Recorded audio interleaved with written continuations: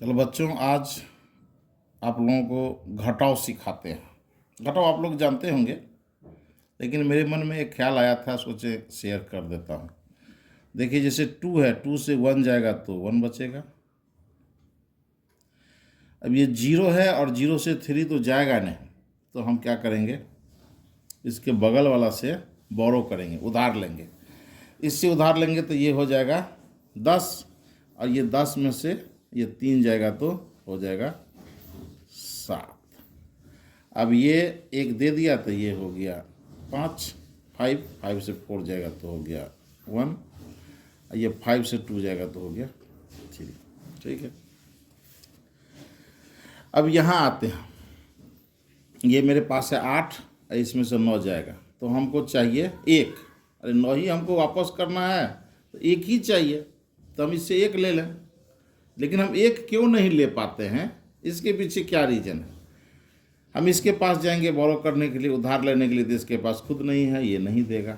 हम इसके पास जाएंगे, इसके पास भी खुद नहीं है तो ये नहीं देगा, तो हम इसके पास जाएंगे तो ये देगा 1। लेकिन ये 1 नहीं देगा, 1 देता तो ये 9 होता, लेकिन ये 1 देगा नहीं। इसके पास 1 है नहीं।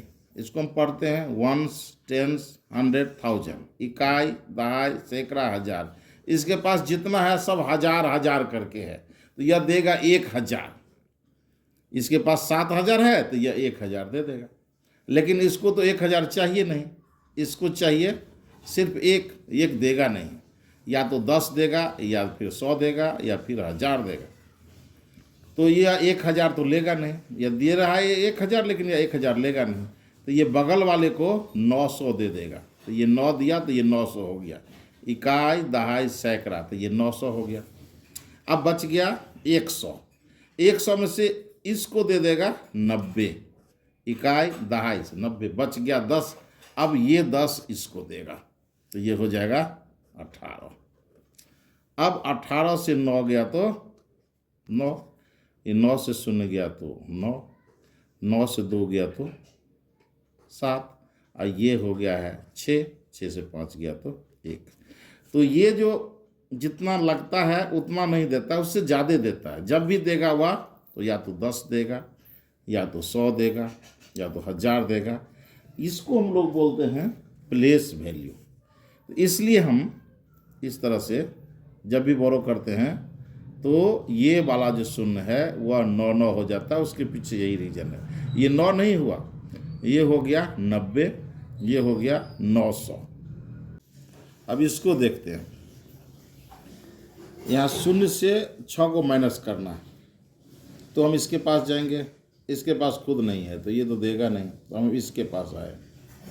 ये कितना देगा? यह देगा 1, लेकिन यह 1 नहीं देगा। यह देगा तो 1, लेकिन इसके पास 1 नहीं है।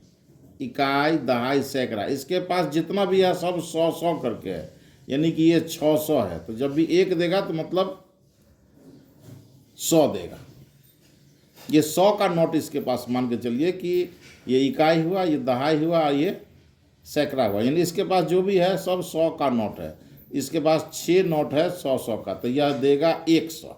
1 देगा, अपने में से 1 नोट निकाल के देगा, ये हो गया 100। अब इसको तो 100 चाहिए नहीं, इसको चाहिए सिर्फ 10, तो ये बाकी का 90 इसको दे देगा। तो ये जो 9 दिया ये 90 हो गया। अब इसके पास आ जाएगा बाकी का 10। देखिए, अब 10 में से ये 6 वापस जब दे देगा, माइनस कर देगा, तो ये हो जाएगा 4। अब ये 9 है, 9 से 0 गया तो 9 ही बचा। यह दे दिया था 1, तो ये हो गया 5।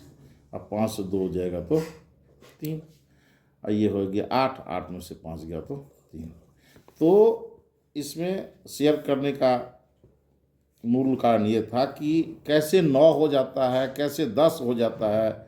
ये बच्चे को, जैसे यहाँ पे 10 हो गया था, ये वाले क्वेश्चन में यहाँ 10 हो गया था, इससे कैरी किए तो ये 10 हो गया, और ये 0 10 हो गया, ये 0 9 हो गया। तो कैसे 10 हो गया, कैसे 9 हो गया?